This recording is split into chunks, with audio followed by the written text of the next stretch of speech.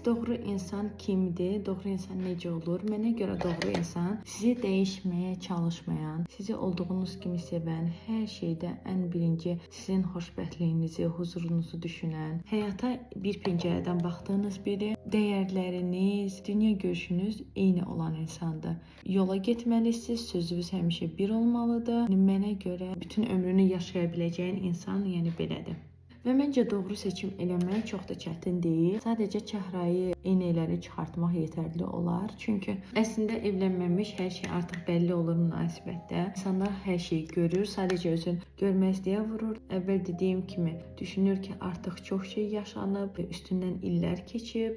Bundan sonra mən bir də kimi tapacağam? Artıq hamı bilir. Və belə şeylərə görə öz həyatını məhv eləyir, mən belə deyərdim hətta.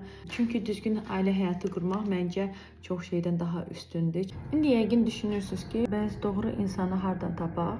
Məncə doğru insanı axtarmaq lazım deyil. O sizi gəlib özü tapacaq. Qismətə inanıram. İnanıram ki, Allah bizə seçimlər verib və o seçimlərin içindən seçim eləmək bizim əlimizdədir. Yəni siz harda olursunuzsa olun, sizin taleyinizdə, bəxtinizdə olan seçim gəlib sizə tapacaq. Amma doğru seçim eləmək yenə də sizin əlinizdədir. Bir gözün böyük, bir gözün balaca oldu. Niyə?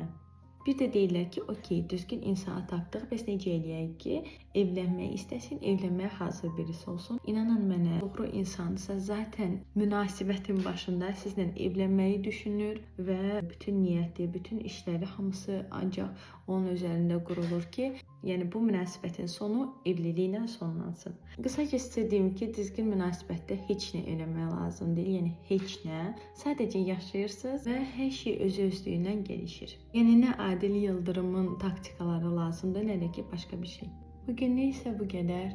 Mənim makiyajım hazırdır. İndi gedirəm saçımı ukladka eləməyə. Baxıram, nəsə makiyajım dedi bir çatmır. Bilmirəm nə. Mənə elə gəlir ki, bura kimi izlədiyinə görə çox sağ ol və məni izləməyə alsan çox sevinərəm. Bay bay.